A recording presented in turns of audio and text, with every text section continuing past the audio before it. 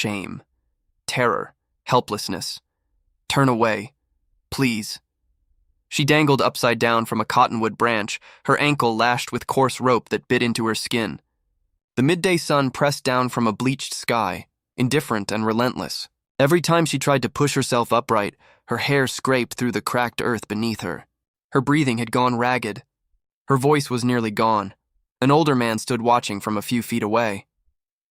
Caleb Horn didn't move immediately, not from confusion, but from experience. He'd come across situations like this before and understood how rarely they resolved without blood. His fingers drifted toward the blade at his hip, then stopped. For a moment, he nearly walked away entirely. From her position, he probably looked no different from whoever had done this to her. Just another weathered man with time and no decency. Her voice broke again, barely a whisper now. Turn away. Please. He stood there a beat too long. The wind pushed dust between them. Then Caleb looked away. Not reluctantly, not slowly. He turned the way a man does when he truly understands what's being asked. He pulled his kerchief from his neck and stripped off his outer shirt. He stepped toward her, eyes fixed on the rope, nowhere else, moving the way you move around something fragile. Don't move, he said quietly. She flinched anyway. The knife caught the light once. The rope split. She hit the ground hard, curled inward, and wrapped herself in the cloth he'd tossed over before she'd even landed. She breathed like someone hauled back from the edge of something dark. Caleb stepped away, gave her room, fixed his eyes on the far ridge and kept them there.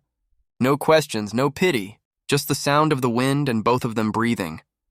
After a long stretch of silence, she spoke again, but her voice had shifted.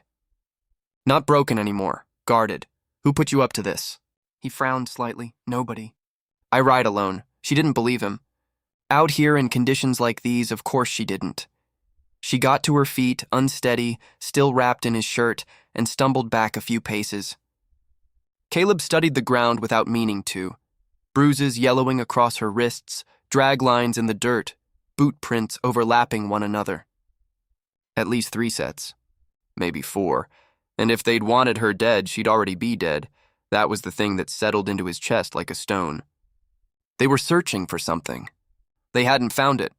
So they'd left her breathing as bait, or leverage, or both. You're hurt, he said. She shook her head, still retreating. Then she ran. No warning. Just turned and disappeared into the dry scrub brush like smoke. Caleb stood at the base of that cottonwood for a long time afterward. The severed rope twisted slowly in the still air. The dust resettled around his boots. Something glinted near the tree's roots, a worn leather pouch. Inside it, a folded document, a land deed, signed, sealed, and notarized. Worth more than most men's lives in country like this. He looked toward the brush where she'd vanished. Then at the rope. Then at the long empty road stretching south toward town. He could leave. A man with as many years behind him as Caleb had earned the right to let other people's troubles stay their own. But her voice stayed with him. The way she'd said it. Not begging to survive. Begging to keep her dignity. He folded the deed carefully and tucked it into his coat. Then he gathered his reins, because now only one question remained. What kind of men leave a girl alive after something like that, unless they're planning to come back? Caleb didn't chase her through the brush. He'd lived long enough to know that tracking a frightened woman in dry country was a reliable way to get himself shot. Or worse. To earn exactly the wrong kind of reputation, instead he followed her trail patiently. The way you follow something you don't want to frighten further. Scattered dust, a snapped twig, a boot heel dragging slightly to the left. He tracked her toward town. By the time Tombstone came into view, the afternoon heat had softened just enough to make breathing easier. The town looked the same as always. Warped signage, dust-layered everything. Men leaning in doorways pretending they hadn't already noticed you. He tied his horse outside Ruth Callahan's boarding house without announcing himself. Ruth appeared before his knuckles hit the door. She always did. You've got that look again, she said. Like trouble introduced itself. Usually does, he answered. Inside, he set the folded deed on her table. Ruth didn't reach for it. She just looked at the name printed across the top. Whitmore. Her expression shifted. That girl's been playing a hand no one could win, she said. Then quieter. And half this town already knows her name. Caleb studied her. Then why aren't they doing anything? Ruth gave him the kind of tired look that carries years of watching the wrong people get away with things. Because Silas Creed has made sure that helping her comes with a price most folks aren't willing to pay. He asked about the details. She gave them plain Nora Whitmore, 19 years old. Father dead 3 months back. Small horse ranch along the river bend. Modest acreage, good water, better soil. The kind of land that draws attention from men who already have too much of everything else. Creed had wanted it. When she hadn't sold, things started going wrong. Fences cut in the night. Water lines cracked. Livestock disappearing with no tracks left behind. And then came the stories.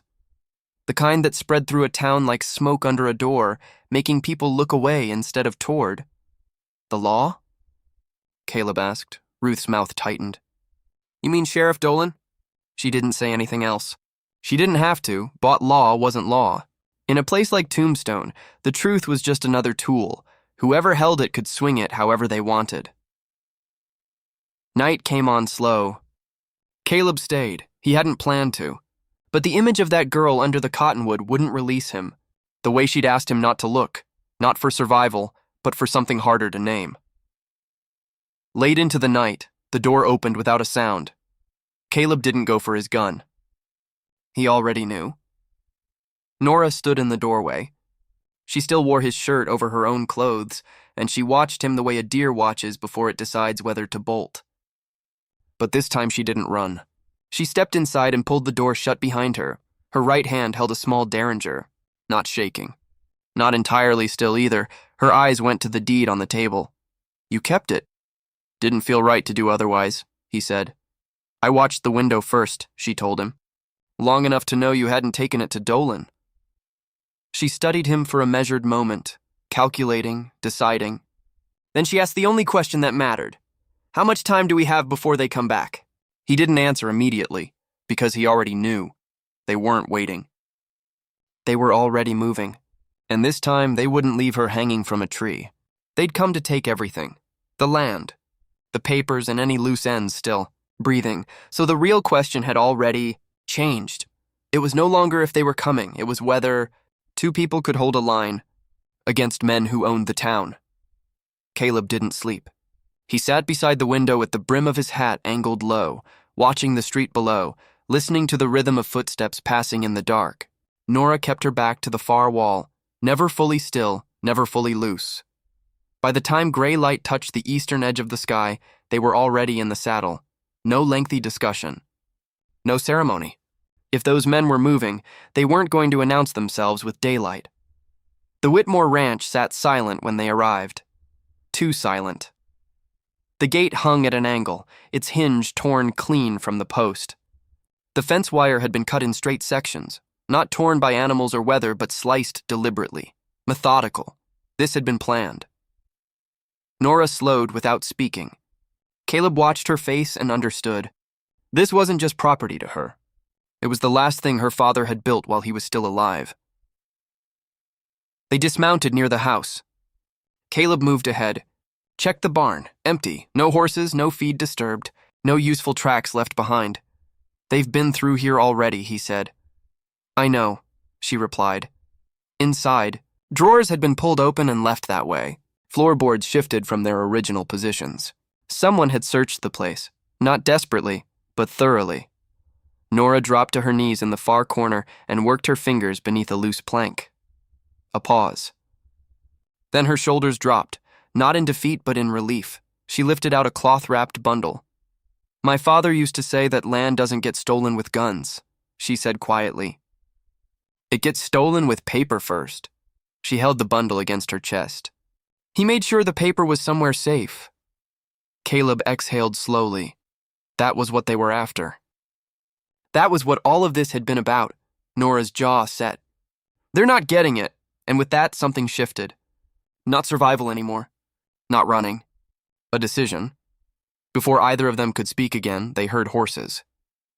Fast and coming from the wrong direction. Caleb didn't wait. Back door, they moved. No scrambling, just controlled speed. The first man came through the front entrance before they'd fully cleared the rear, boots striking hard against the floor, voice projecting ahead of him like he owned the building. She won't be far. Caleb steered Nora toward the corral fence. One of the riders had circled wide and cut off the most direct path. No more options for concealment. The man dropped from his saddle and grabbed for Nora's arm. She froze. Just for a second.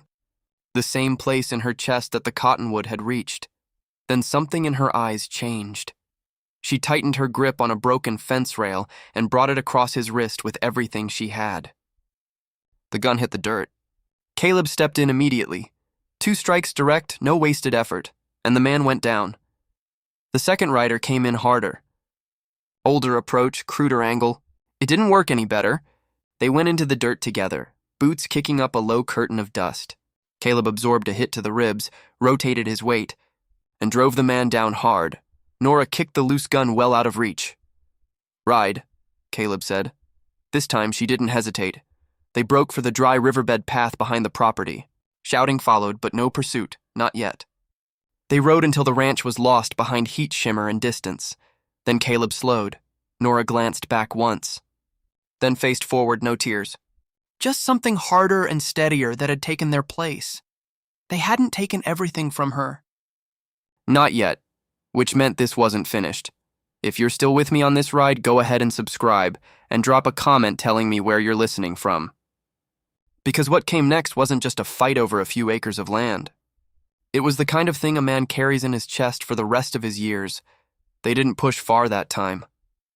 Caleb brought the horses down to a dry bend in the riverbed, where the banks rose enough to give cover, and the scrub grew dense enough to hide 2 people who needed to think.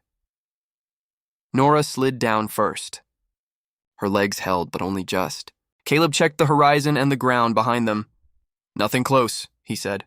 "Not yet." She pressed the bundle to her chest. "So what do we do now?" The question sat heavy between them. Running bought time. It didn't buy anything else. Caleb looked back toward Tombstone, then at her. "If we keep moving, you lose the land anyway," he said. She was quiet. "If we go back loud." That was the line. Not escape. A stand. She nodded once. "Then we stop running." They waited through the long pull of afternoon, then moved when dusk softened the town's edges and the usual noise of an evening settled in. Cards, liquor, and men performing indifference. Ruth didn't ask questions when they came in through the back. She listened. Creed, the land, the deed. Dolan, that last name made her pause the longest. "Then you don't go near him," she said. "We won't," Caleb replied. Ruth leaned slightly forward. "There's a federal marshal working through Cochise County. Word is he's not the kind who negotiates his integrity." Caleb looked at her steadily. "Can you reach him?" A quiet smile crossed her face. "Already have. That small piece of information changed everything. Now they just needed to hold the situation long enough for it to matter. The plan they put together wasn't complicated. It didn't need to be. Nora would let it be known, quietly, through the right ears, that she was ready to sign the land over. Cash exchange tonight at the old stable behind the main street. The kind of arrangement Creed wouldn't let pass. Night settled soft and warm over Tombstone. The stable stood half-lit by a single lantern, its light spilling unevenly across the hay-covered floor. Nora stood near the center, the deed in her hands, her spine straight, her breathing controlled. From a distance she looked composed. Caleb, watching from the shadows, could see what the distance hid, the tension in her knuckles, the effort it cost her to hold still. She wasn't the girl from the cottonwood tree anymore. That much was clear. The footsteps arrived first. Then voices. Creed entered the way powerful men do, like the room had already agreed to make space for him. Dolan followed a step behind. That told Caleb everything he needed to confirm. Creed looked at Nora and smiled. "You made the smart choice." She didn't return it. "The deal is simple," she said. "Level. Unhurried." He stepped closer. "Too close. You should have said yes back when it would have cost you less." He let that settle, then added, "I tried the easy road with your father, too." A small, casual lift of his shoulders. Things didn't work out for him either. Behind him, Dolan's hand rested near his hip, a badge without law behind it. Just a prop for a man who'd never earned what it represented. Nora didn't step back. Didn't waver. And that was precisely when Caleb understood Creed hadn't come to make a transaction. He'd come to close a chapter. One way or another, Caleb shifted, his weight in the shadows. The next move would determine who walked out of that stable he stepped forward before. Creed's fingers reached the deed. That's far enough? Everything stopped. Creed turned slowly, his smile dropping one careful degree at a time. Dolan's hand moved lower. Nora held the papers without trembling, without releasing them, like they were the last solid thing in a room that had started to tilt. Creed exhaled like a man done pretending. You should have let this go, old man. Caleb said nothing. Some moments don't require words. Dolan moved first. The lantern swung on its hook, once, and threw all three shadows sideways across the wall. That moment of shifting light was his mistake. Caleb closed the distance before the gun cleared leather. 2 strikes clean and without hesitation. Dolan hit the floor, his badge catching the lamplight as it settled into the hay. Meaning nothing now. Creed reached for his own weapon. Nora saw it. For a fraction of a second, she hesitated, not because she didn't know what she was doing, but because she understood exactly what it meant. Then she made her choice. The shot was sharp in the enclosed space. Not aimed to kill, aimed to stop. Creed's hand snapped back. His gun dropped. The room went still. Outside, boots hit the ground. The marshal hadn't been as far back as Creed had assumed. He entered without drama. Read the room without needing it explained. And within the hour, the papers were laid out and the lies built around them fell apart in plain language. No complicated maneuvering. Just the truth with someone present who wasn't afraid of it. For the first time and longer than anyone in that town could clearly remember, people looked at Nora Whitmore and saw her accurately. Not a rumor. Not an obstacle. Just a young woman who had refused, at every turn, to be reduced. Days went by. The dust that had been kicked up began to settle.